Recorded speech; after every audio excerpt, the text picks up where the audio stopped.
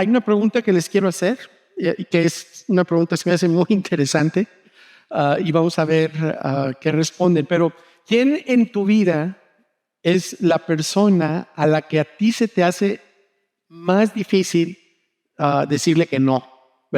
¿Hay alguien en tu vida, o a lo mejor hay más de una persona, que se te dificulta simplemente decirle que no? ¿No? Y a lo mejor tienes muchas razones, ¿no? Por diferentes razones. A lo mejor puedes que tú no puedas decirle que no porque a lo mejor es uno de tus hijos, ¿verdad? O a lo mejor o a lo mejor son tus hijos, ¿verdad? A mí me tocó pasar por esa etapa con mi hijo, ¿verdad? Y la verdad eran momentos cuando era un pequeñito, así todo tierno y hermoso, que uno, pues, si te piden el cielo, vas y lo traes y se lo quieres dar, ¿verdad? Pero me tenía completamente a su merced, y francamente hay un poco de eso que queda, yo creo, por siempre en la vida de unos papás, ¿no? Un papá y una mamá. Pero puede que sea una hija tuya que se va a casar también. A lo mejor tenías un presupuesto establecido para cuando se casara tu hija, pero cuando ella te pide más dinero, tú volteas y dices, por supuesto, claro que sí, ¿no? Puede ser un nieto, o a lo mejor es una abuela, a lo mejor es uno de tus padres, a lo mejor es un jefe tuyo, o cónyuge, como tu pareja, o tal vez incluso hasta puede ser tu suegra, ¿verdad? A la que no le puedes decir que no. Pero lo que sí es que hay personas en nuestras vidas con que nosotros simplemente es difícil para nosotros decirles que no. Ahora, también habemos, o a lo mejor hay algunos de ustedes que simplemente le dicen que sí a todo, ¿verdad? Siempre esa es su respuesta, sí. Entonces, en dado caso, yo creo que la mayoría, si es que no todos los que estamos aquí, caeríamos en esta categoría de personas que en algún momento u otro hemos tenido dificultades para decir que no. Y por la razón que sea, decir que no a esa persona de la que estamos hablando, pues se dificulta, ¿no? Y es algo difícil. Los amas, a lo mejor te sientes mal, a lo mejor te sientes culpable, o sientes que les debes algo, también eso puede ser, ¿no? O trabajas para ellos, son tan adorables que simplemente no puedes decir, o a lo mejor quieres que te vuelvan a querer, ¿verdad? Todos tenemos al menos una de estas personas en nuestras vidas. Y pues es mi experiencia, y yo creo que si tú también eres honesto o honesta contigo mismo, vas a estar de acuerdo con esta experiencia. Pero la persona a la que es más difícil decirle que no es a uno mismo. La persona a la que es más difícil decirle que no es a uno mismo. Y vamos a volver a esta idea en un momento, pero la semana pasada iniciamos una nueva serie titulada Este es el camino, y ya me corrigieron. Mandalorian dice el camino es algo así, el camino es o el camino es por aquí o es por ahí. Pero estamos desglosando lo que significa. Hablamos de Mandalorian la semana pasada, pero estamos desglosando lo que significa seguir el camino de Jesús. Y hay una tensión que surge cuando alguien toma la decisión de no nada más creer en Él, de no nada más creer que Jesús es, de no nada más creer que es el Hijo de Dios, de no nada más creer que murió por nuestros pecados y por nosotros, sino de seguirle, dar ese siguiente paso. Y hay una tensión que surge, y hemos estado lidiando con esta tensión desde la semana pasada. Y la tensión es esta: tú puedes ser cristiano y no seguir el camino de Jesús. En otras palabras, tú puedes estar convencido, pero no comprometido, ¿no? Tú puedes creer en Jesús, pero no seguir el camino que Jesús modeló para nosotros. Y hablamos la semana pasada del concepto, ese concepto que tenemos de lo que es cristianismo, lo que es ser cristiano. Pero la semana pasada mencionamos que los primeros cristianos ni siquiera se llamaban cristianos ellos mismos, ¿no? Ese era un título, era un término político que personas no de la fe les habían puesto a ellos. Era un término derogatorio o crítico, ¿verdad? Y un identificador dado a los cristianos definitivamente por personas no cristianas, ¿no? Lo que es interesante es lo que los cristianos se autonombraban, lo que ellos se llamaban, y era algo revelador. Ellos se decían seguidores del camino. Y para ellos esta era una forma completa de vida. Completa. Para los primeros cristianos, seguir a Jesús no era solo una manera de creer para llegar al cielo, sino que era una manera de vivir la vida en esta tierra. Y seguir a Jesús no es únicamente un conjunto de creencias o ideales, ¿verdad? De hecho, es una forma completa de vida. Es una forma de ser, una forma de hacer, una forma de servir, una forma de amar y una forma de hacerse o convertirse uno. Y lo que hacemos fácilmente todos, incluyendo pues, la religión misma, ¿no? Lo que hacemos fácilmente es que reducimos la idea de seguir a Jesús a una declaración de creencias personales en lugar de una declaración de misión de vida, una declaración de así es como vivo mi vida.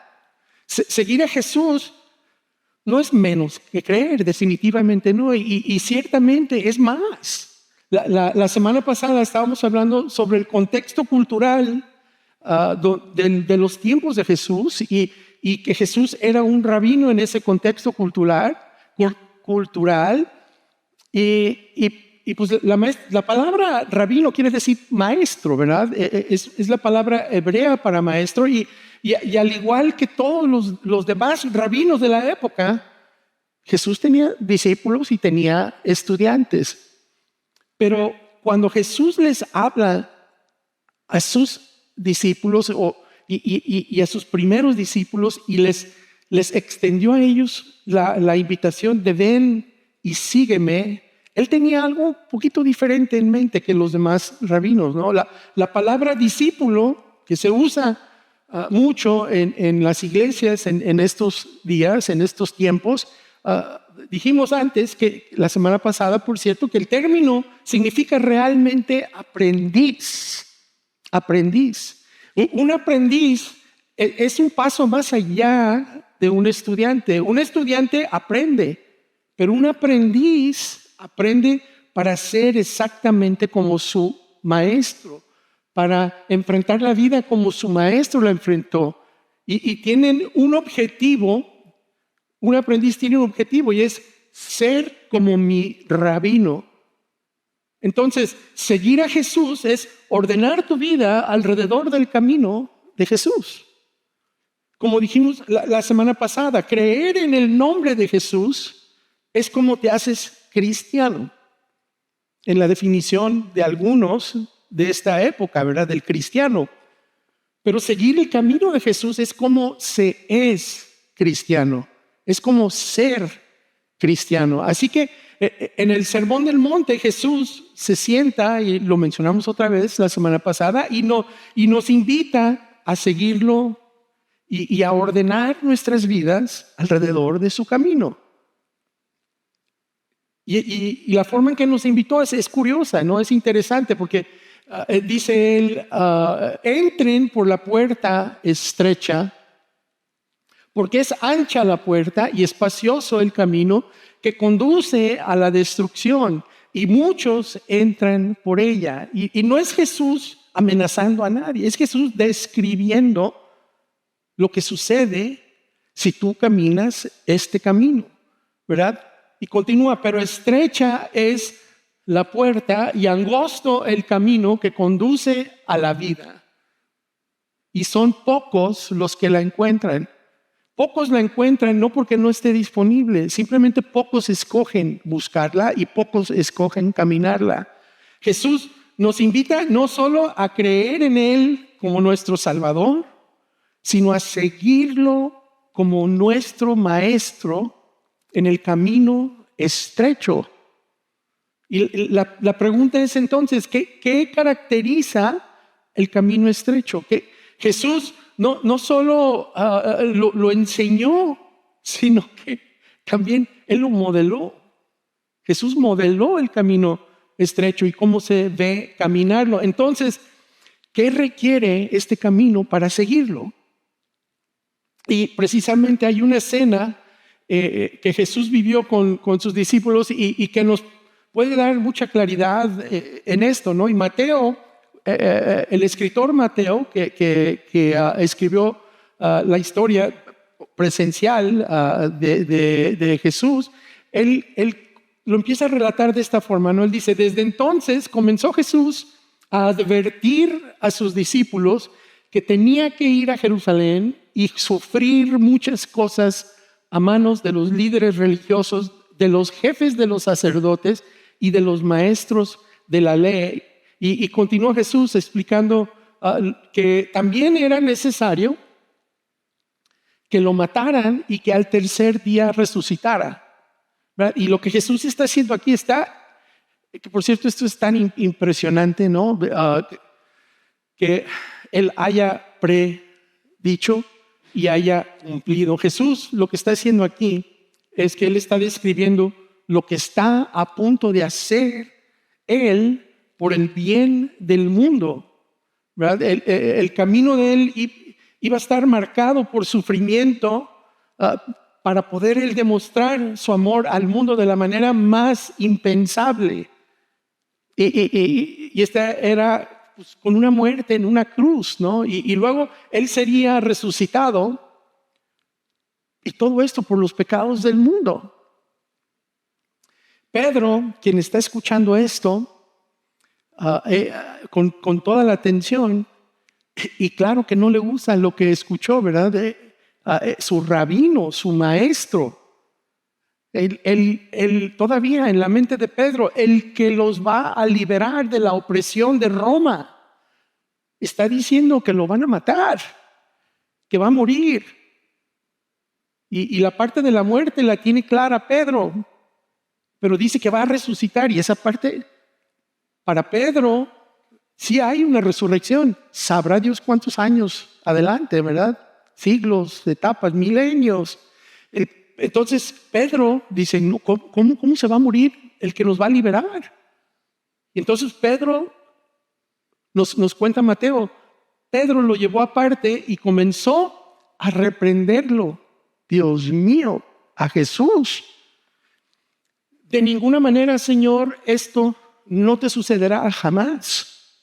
Y aunque las intenciones de Pedro eran intenciones buenas, eran puras, ¿no? Era porque la idea de que Jesús sufriera y muriera hubiera sido demasiado dolorosa para Pedro personalmente, pero también para su maestro, y él no quería ver esto. O sea, la intención de Pedro es netamente buena, pero él realmente no quería ni siquiera imaginar la vida sin Jesús, porque él se había comprometido a seguirlo para empezar. Y Pedro mira a Jesús y se atreve a reprenderlo, ¿no? Se atreve a contradecirlo y esencialmente a decir, ¿sabes qué? Yo sé más que el maestro. Es esencialmente lo que dijo Pedro. Y Jesús contundentemente le hace saber a Pedro en los términos más claros que no está bien lo que está haciendo. Y Mateo dice, Jesús se volvió a Pedro y le dijo, aléjate de mí, Satanás. ¿Quieres hacerme tropezar? Jesús usa estas palabras que son palabras tan fuertes para Pedro y le dice, apártate de mí, Satanás. A ver cómo les va a ustedes si la próxima vez que les estorba su jefe o su esposa o su esposo, le dicen, aléjate de mí, Satanás, no creo que les vaya bien. Y Pedro, pues de seguro tuvo un impacto en su vida esa situación, ¿no? Pero aquí está el punto de Jesús. Jesús está haciendo algo muy en particular. El camino hacia el sufrimiento en la cruz y la eventual resurrección era tan central para el plan de Dios que tratar de evitarlo o tratar de esquivarlo, porque por más difícil que iba a ser este camino, sería la obra de nadie más que el adversario mismo. Y el sufrimiento que Jesús debía de soportar era por la salvación del mundo. Entonces, las palabras de Pedro son un obstáculo o una trampa. Y luego Jesús, que esto se me hace tan revelador y tan importante, y a veces nosotros ni lo leemos, pero cuando lo leemos le damos un brinquito así, lo leemos como si nada. Pero luego Jesús aprovecha y nos da a nosotros una idea, y a todos los que estaban ahí escuchando, una idea de lo que está pasando con Pedro. Y esta es una tensión con la que todos nosotros vivimos todos los días. Les dice, ¿sabes qué? No piensas en las cosas de Dios, sino en las de los hombres. Estás pensando en las de los hombres. Y en múltiples niveles esto era cierto, ¿verdad? Desde que está pensando él que Cristo vino a derrocar al Imperio Romano, ¿verdad? Cuando Cristo dejó claro que vino a establecer otro tipo de reino. Desde de muchos tipos y formas, que no me voy a meter a todas, pero Pedro no tiene en su mente o no tiene su mente puesta en las cosas o preocupaciones de Dios, ¿verdad? Sino en las preocupaciones de deseos y voluntades humanas, ¿no? Él está viendo el momento, se va a morir mi rabino. Y Dios y Jesús están viendo eternidades. Y Pedro quiere una situación diferente. Él quiere algo más fácil y algo más cómodo, ¿verdad? Y Jesús aprovecha el momento para enseñar a todos los aprendices que están ahí con él un principio central de lo que requiere seguir su camino. Y Mateo dice que hizo lo siguiente, que luego Jesús dijo a sus discípulos y les comenta a ellos en respuesta directa. Jesús está respondiendo directamente a lo que acaba de decir Pedro y a lo que acaba de suceder, de que Pedro está enfocado en la situación humana por encima de las preocupaciones de Dios. Y en respuesta a esta tensión que todos sentimos, ¿no? Nosotros todos ponemos nuestros deseos y nuestras voluntades por delante de cualquier cosa o persona por lo general, ya no se diga Dios.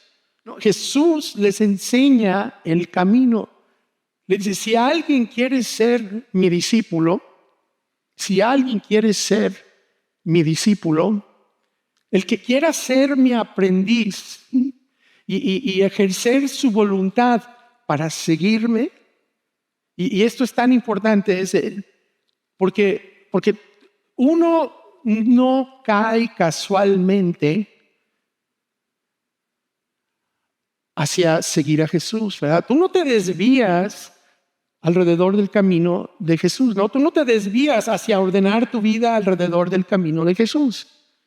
Y ni siquiera crees, o sea, tu vida, o sea, ni siquiera tomas tu vida creyendo y terminas ordenándola sin querer alrededor del camino de Jesús. Eso no sucede, ¿verdad? El que quiera poner su voluntad en ser uno de mis aprendices y ordenar su vida alrededor de la mía, esta es una invitación a comprometerse en lo que está haciendo. Y luego Jesús da algunas enseñanzas, algunas de sus enseñanzas más famosas que las hemos oído y a veces las decimos y ni cuenta nos damos que las dijo Jesús, ¿verdad? De las frases y los dichos, pero comienza en una de sus enseñanzas más famosas sobre el camino, lo que es caminar, y dice que se niegue a sí mismo, y esto es central en el llamado a seguir el camino de Jesús. Este es un llamado a la negación propia. ¿verdad? Es decir, no a ti mismo y a tus deseos egoístas y apetitos que siempre quieren más y más y más. Que en este momento, de seguro, tienes algún apetito que está deseando algo y lo quieres ya y el costo no importa. Adelante. La palabra negar aquí es tan fuerte porque es exactamente la misma palabra que más adelante Pedro usaría cuando negó a Jesús 3 veces, ¿verdad? Negar significa, en este caso, desasociarse de sí mismo. Desasociarse de sí mismo. La negación propia, ahora, no es una actitud de auto-odio, que quede claro, o de odiarse a sí mismo o hacerse la vida miserable. No es eso. Más bien, la negación propia es renunciar a la centralidad y prioridad del yo. Negarse a sí mismo es renunciar a nosotros mismos como el centro del universo. Negarse a sí mismo es renunciar a nosotros mismos y nuestras necesidades como lo más importante. ¿Verdad? Negarse a sí mismo como Jesús responde a Pedro es no mirar la vida a través del lente de preocupaciones humanas, donde el yo está en el pleno centro, sino tener en mente las cosas de Dios y el camino de Jesús. Y esto es difícil porque la tendencia natural de la raza humana, y resulta que tú y yo pertenecemos a la raza humana, y esto no es irrelevante si tú crees en Dios o no crees en Dios, eres seguidor o no eres seguidor, o tienes fe o no tienes fe, que por cierto, si estás aquí y eres persona que no te consideras persona de fe, o si estás aquí y eres persona que a lo mejor dejó la fe por una razón u otra que seguro que si me la cuentas te voy a entender. Déjame decirte, es excelente momento para que estés aquí con nosotros y que veas dónde está nuestra pasión, ¿verdad? ¿Dónde está nuestra pasión? Pero todo esto es bien difícil porque nuestra naturaleza humana así es. Es completamente opuesta a lo que está diciendo Jesucristo, ¿no? Como humanos, a lo mejor no hay nada más antinatural para nosotros que la negación propia.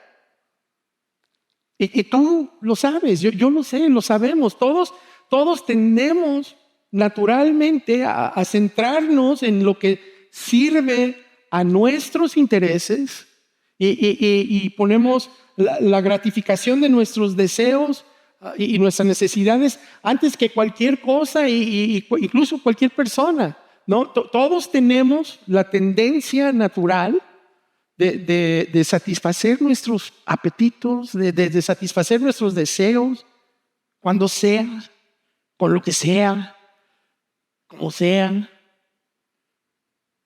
Y nos centramos en nuestros deseos, en nuestros sueños y en nuestras esperanzas. Y eso es natural. Es natural. Nadie tiene que enseñarte esto. Nadie te enseñó a enfocarte en ti. ¿Verdad? Nada más ve a un pequeño, los niños. Voltea a ver a los pequeños, ¿no? El mundo gira alrededor de un bebé. Gira alrededor de un bebé. Todo se trata de ellos. Todo es acerca de ellos. Y lo que ellos quieren es lo más importante, ¿no? Es lo más importante. Quieren lo que todos los demás tienen. Y lo quieren ahorita, en este momento. Y no les importa lo que cueste. O sea, un bebé no se pone a pensar cuánto cuesta esto y qué consecuencias va a haber. Los bebés no pueden hacer eso, ¿no? Él quiere conseguir, o ella, o el bebé, o la bebé quiere conseguir, ¿no? Y le vale gorro lo que le cueste a los demás. Entonces, pero para ser justos con los niños, ¿verdad? Ellos no están demasiado pequeños, no están en un lugar, son incapaces a esas edades de pensar más allá del yo, y sobre todo en esa etapa de desarrollo, pero porque esa capacidad llega más tarde, ¿verdad? Nos llega a todos más tarde, pero vamos siendo realistas, no solo porque la capacidad llega o se modifica a medida que crecemos, eso no quiere decir que nuestros deseos egoístas desaparecen, ¿verdad? Eso no sucede. Como adultos es igual de natural ser egoístas, es igual. La tendencia que tenemos así natural de cumplir con el yo no cambia porque nos volvemos adultos. Eso continúa con todo el mundo ante nosotros. Se intensifica a veces y se complica y a veces se ensucia más, ¿no? ¿Y por qué? Porque las apuestas aumentan. Ya estamos apostándole a otras cosas. Ya no es el juguetito en Walmart, ¿verdad? Y negar la centralidad y la prioridad del yo es nadar contra corriente y contra la corriente de la condición humana natural. Nuestra cultura occidental está casi construida alrededor de la autogratificación, ¿verdad? En el mundo, en este mundo que vivimos, tú puedes casi nomás nombrarlo y puedes pedirlo y te llega mañana en una caja, ¿no? Envuelta a tu casa. Y hay una aplicación para todo lo que tú quieras, ¿no? Tú puedes ver toda una temporada en 3 días sin dormir si tú quieres. No tienes que esperar a ver la temporada, un episodio cada semana como se hacía en aquellos años, ¿verdad? Diariamente nosotros estamos siendo bombardeados con mensajes que nos dicen a nosotros, sabes que tú puedes tenerlo ahora, tú deberías tenerlo ahora. ¿Por qué no tenerlo ahora? Tú te lo mereces ahora. Y nadie más importa en esta ecuación, solo hazlo tú. Estos mensajes así nos llegan, ¿no? Y el mensaje de Jesús es tan contracultural. Es tan contracultural que te voy a decir que el seguir el camino de Jesús y ser su aprendiz es negar y dejar atrás el egoísmo, dejar atrás el pensamiento centrado en uno mismo por el bien de algo más grande. Y hay que ser honestos, vamos siendo honestos contigo mismo, vamos siendo honestos con nosotros. Un segundo, cuando menos, ¿verdad? Pero esto que estamos diciendo es difícil. Pero con todo y eso sabemos que hay un yo que necesita ser negado. Y todos lo tenemos y todos lo sabemos. Es el yo que está impulsado por tus deseos, tus atracciones, y que está controlado por impulsos o controlado por impulsos y que te ha metido en broncas una vez y otra. Es el yo que dice en cada circunstancia, dice, y cada relación dice, mí y yo, ¿verdad? Mí, yo y yo. Es el yo que no quieres ser. Es el yo que tú no quieres ser y que definitivamente no quieres que otros vean. Pero ¿qué crees? La manera más rápida de convertirte justo en esa persona es decir sí a ti todo el tiempo.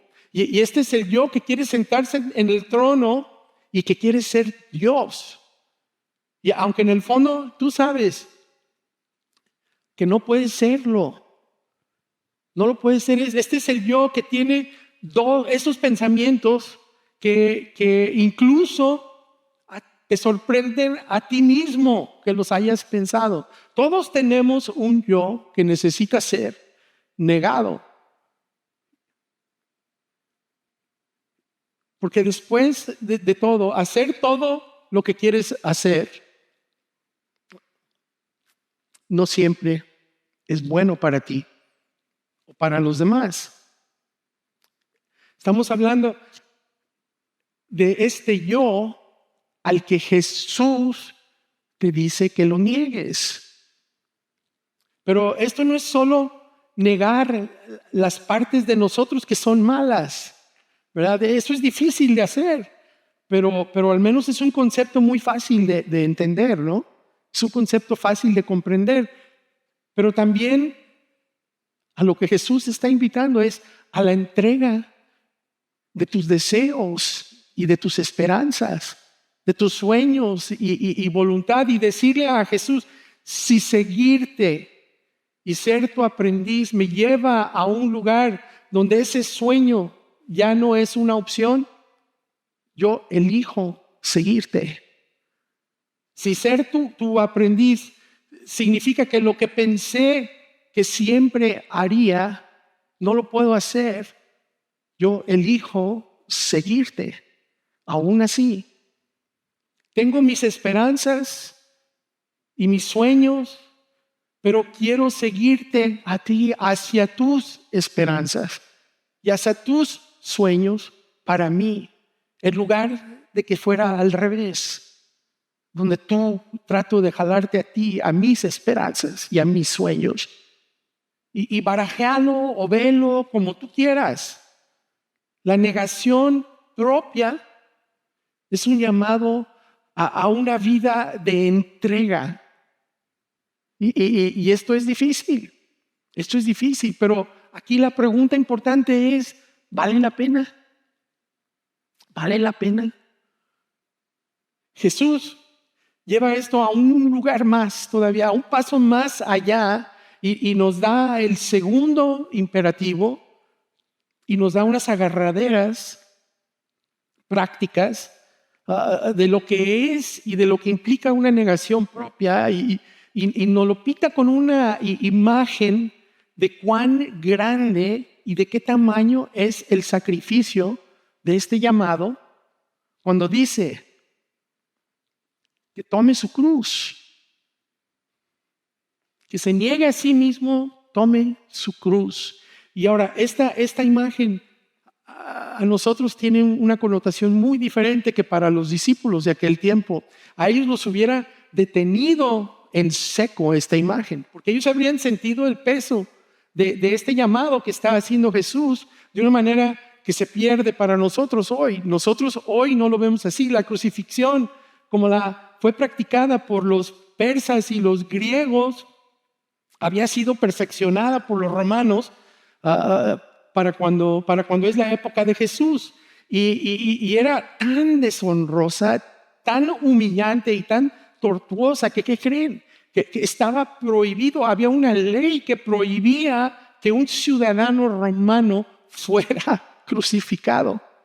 O sea, era tan malo y tan horrible que Roma pensaba: se lo vamos a hacer a cualquier persona, pero no podemos hacer esto con los nuestros ya de plano, ¿no? Entonces los criminales condenados o rebeldes, ellos se veían regularmente colgados, muriendo en una cruz, ¿no? Y en el mundo romano esto era típico, que el criminal condenado llevara su cruz hasta el lugar de la ejecución, donde iba a morir.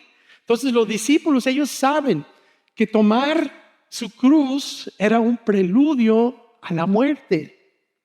Y este es un signo de la negación total del yo. Jesús estaba hablando de la muerte del egoísmo, y cualquier forma de pensar o comportarse buscando el beneficio propio también debía de morir, ¿no? Y debería de vivirse una vida. Él está invitando a vivir una vida marcada por el sacrificio, por el bien de los demás. Entonces Jesús estaba hablando de la muerte de una forma de vida que nosotros podríamos caminar por su camino con esta forma de vida, ¿no? Y que esta forma de vida es completa, es entera, es grande. Y Él deja claro que hay un costo asociado con ser uno de sus aprendices. Y el costo es una cruz. El costo es una cruz. La negación propia es una entrega, pero también es un sacrificio. Seguir el camino de Jesús y ser su aprendiz tiene un precio. Te va a costar. A veces te va a costar tu comodidad. A veces te va a costar tu conveniencia. Te va a costar la comodidad del status quo. A lo mejor te va a costar una costumbre, una antigua manera de hacer las cosas. Así lo hemos hecho aquí siempre. O a lo mejor te va a costar una forma rentable de hacer algo. Te va a costar a lo mejor una ambición personal. A lo mejor una meta personal. O a lo mejor te cuesta el poder tener más dinero en tu cuenta de banco. ¿Por qué? Porque negar el yo es la muerte del yo. Ningún otro rabino le enseñaba a sus aprendices a tomar su cruz. Y porque ¿saben por qué? Porque ningún otro rabino estaba a punto de literalmente tomar su cruz para morir por el bien del mundo, excepto Jesús de Nazaret. Él era el rabino de todos los rabinos, el maestro de todos los maestros. Él era el Mesías, el Cristo, el Rey y el Salvador del mundo, que los invitó entonces y hoy nos invita a nosotros y nos dice, y que me siga.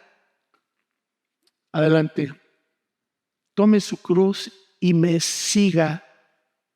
La palabra siga o seguir es un mandato, es tiempo presente, lo que significa que es un proceso. Este es un proceso continuo. Tú niégate a ti mismo y toma tu cruz diariamente. Y este es el camino estrecho, el que Jesús modeló, es central para ordenar tu vida alrededor del camino de Jesús. Tú niégate a ti mismo y toma tu cruz todos los días, diariamente, en cada relación, en el trabajo, en situaciones y en circunstancias que llegan a tu vida. Jesús se negó a sí mismo y Él tomó su cruz para obedecer a su Padre por el bien del mundo. Y esto es difícil, pero ¿vale la pena? ¿Valió la pena? Indudablemente va a haber un costo para seguir a Jesús, pero Jesús no lo para ahí, no lo deja ahí. Él nos da una razón para seguirlo por el camino estrecho. Él nos dice por qué la entrega y el sacrificio valen la pena. Y Él comienza con por qué, ¿verdad? Con por qué.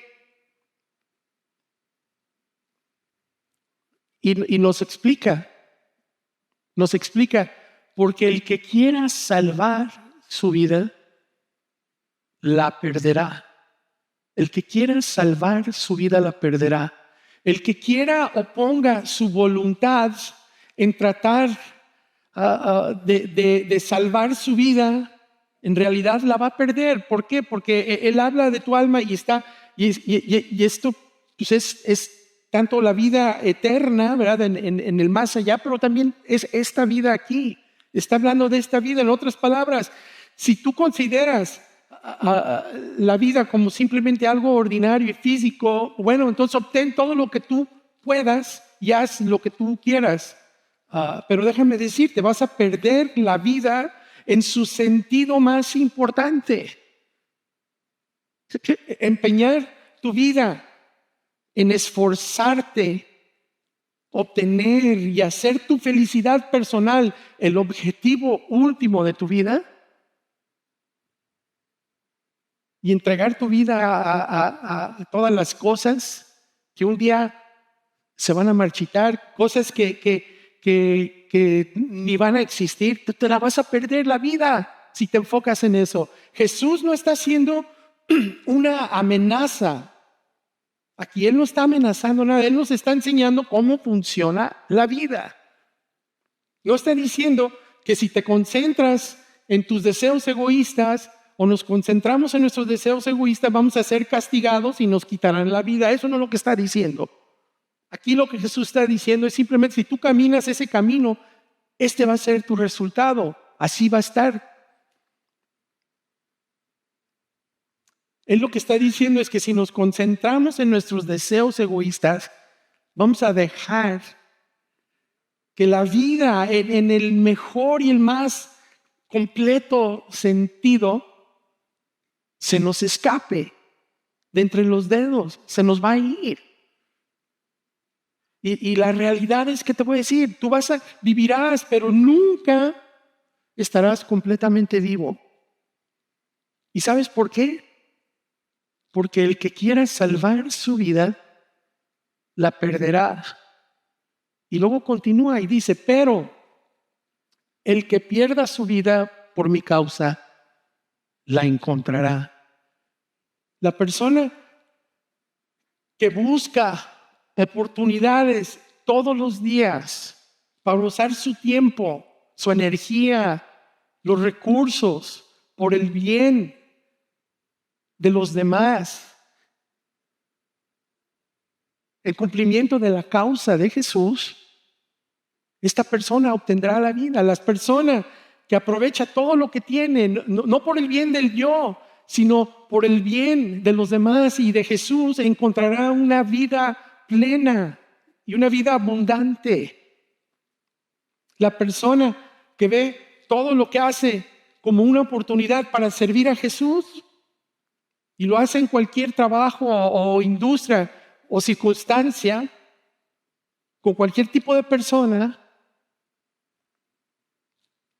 y lo hace sin importar lo que cueste, esta persona va a encontrar la vida real.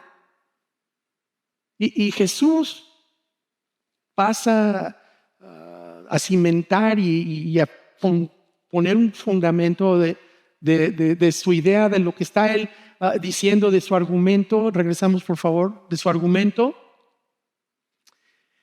Y lo hace haciéndonos una gran pregunta, y es esta pregunta: ¿de qué le sirve a uno ganar el mundo entero si se pierde la vida? ¿O qué se puede dar a cambio de la vida? Y la respuesta, ¿cuál es? No sirve de nada. Esa es la respuesta. ¿Qué vale? ¿Cuánto valen nuestras almas? Nada. No hay nada que valga la vida por la que Él murió para darte. Y no hay que perder la ironía que está contenida en este tema y en lo que estamos diciendo, porque ¿sabes qué? Nunca vas a poder ganar todo el mundo. Nunca. Por la forma en que está construido nuestro deseo humano, que por más infinito, pues es insaciable. No importa cuánto obtengas, no importa cuánto logres, no importa cuánto recibas, siempre querrás más, siempre vas a querer más. Y yo no sé si ustedes han escuchado, pero hay un personaje en la historia que se llama John D. Rockefeller. El señor Rockefeller, un día le preguntan, que era un súper empresario en Estados Unidos y petrolero, un magnate petrolero, y le preguntan un día, que por cierto, ajustando por la inflación, él sería una de las personas más ricas vivas el día de hoy, ¿verdad? Pero le preguntaron en una entrevista, señor Rockefeller, tú tienes todo este dinero, tienes todo este imperio que has armado, y aún sigues trabajando y aún sigues esforzándote, ¿cuánto más dinero sería suficiente? Y la respuesta de Rockefeller es la respuesta típica de nuestros apetitos.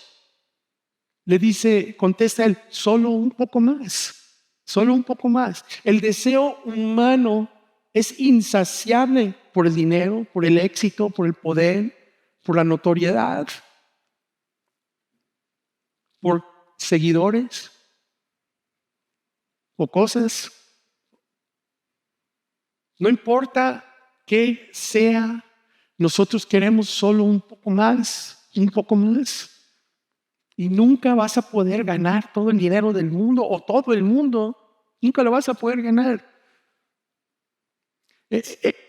La verdad es que en un esfuerzo por ganar todo, déjame decirte, solo te vas a quedar queriendo.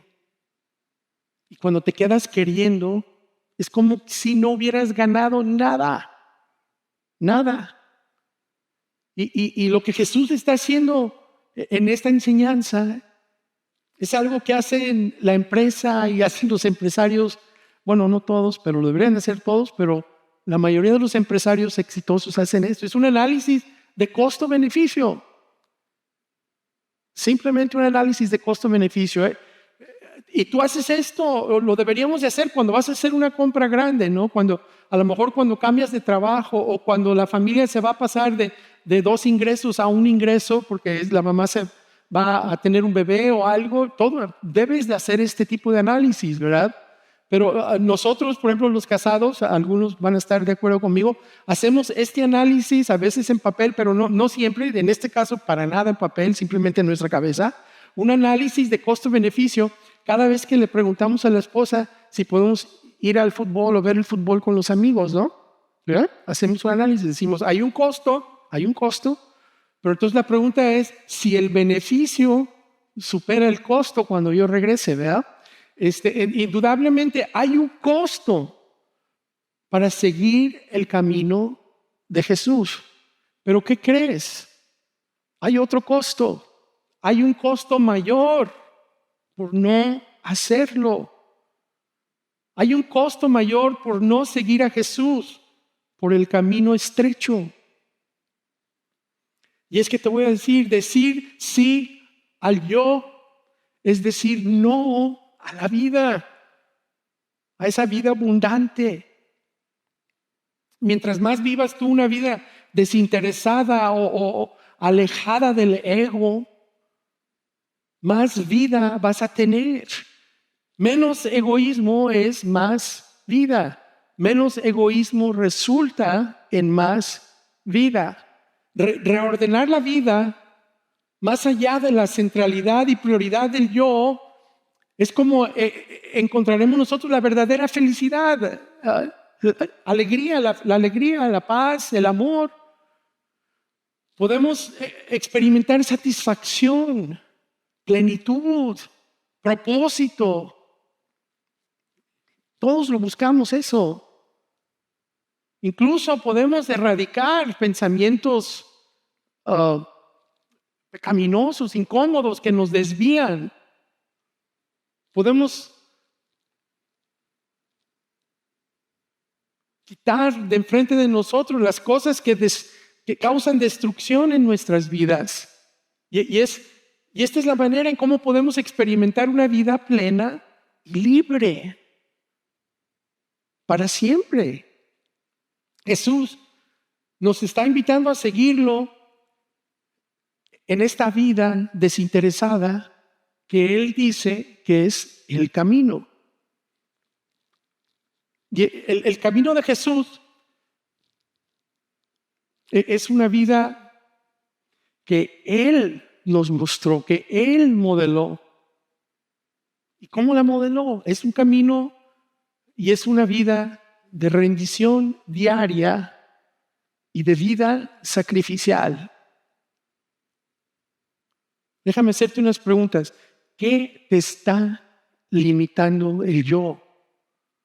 ¿De qué te está impidiendo el yo? Cada día nosotros tenemos enormes oportunidades, innumerable cantidad de oportunidades de negarnos a nosotros mismos y tomar nuestra cruz. Y yo te quiero invitar, no pierdas estos momentos cotidianos, son día a día, son los mundanos, o sea, son del día, porque vas a ver, va a haber momentos en la vida cuando el costo va a ser grande, va a ser obvio y grande, definitivamente. Va a haber momentos definitorios en tu vida, momentos de encrucijada en una relación, a lo mejor con tu trabajo, donde el costo se sentirá grande y va a ser una de tus decisiones más difíciles. Eso va a existir, pero no pierdas los momentos ordinarios, día a día, mundanos, para practicar el camino de Jesús. Porque siempre hay oportunidad en el trabajo, en la casa, con tus finanzas, tiempo y energía puedes dar, ¿verdad? Tú vas a encontrar muchas oportunidades para negarte a ti mismo y tomar tu cruz.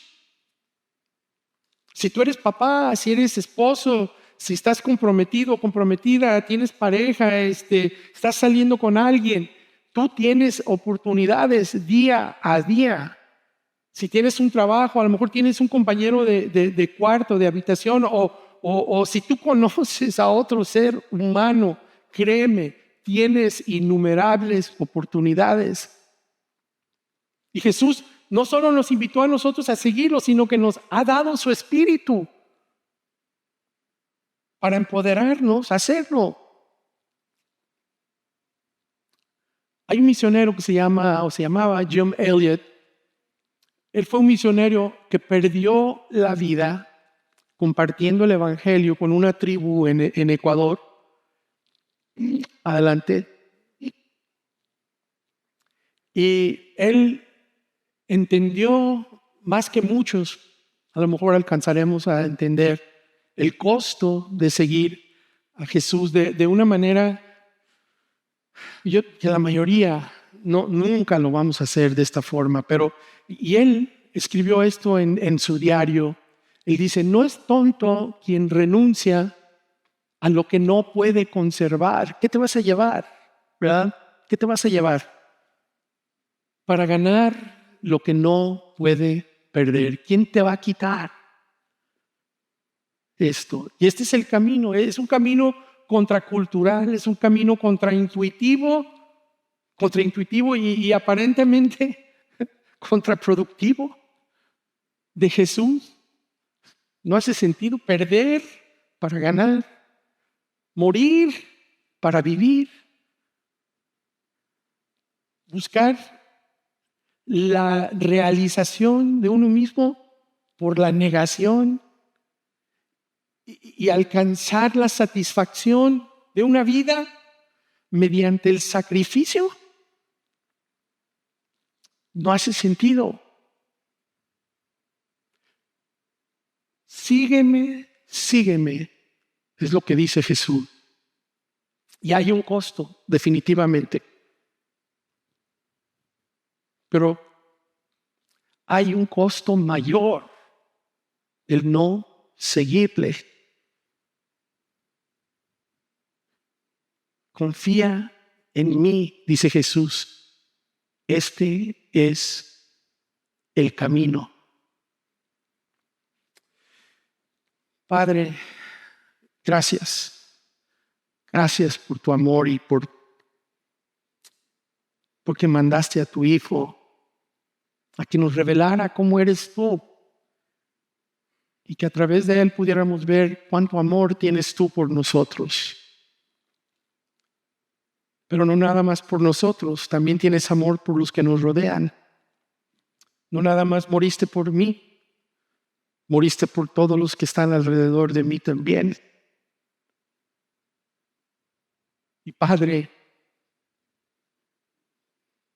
yo te quiero pedir que nos des fuerza y que nos des voluntad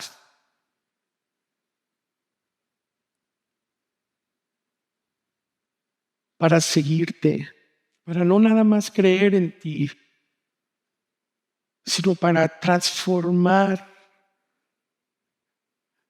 nuestras familias, nuestros lugares de trabajo, nuestras comunidades, nuestras ciudades, nuestros países, para transformarlo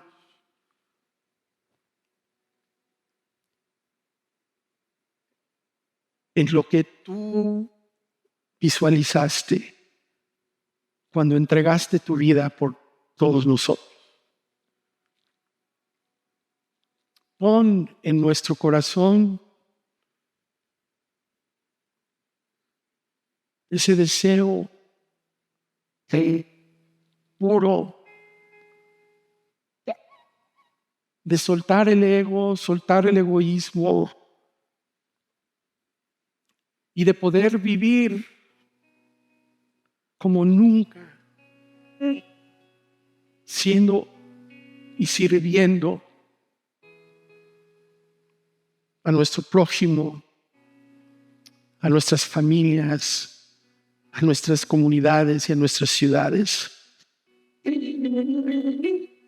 Gracias, gracias, gracias por permitirnos conocer esta verdad el día de hoy.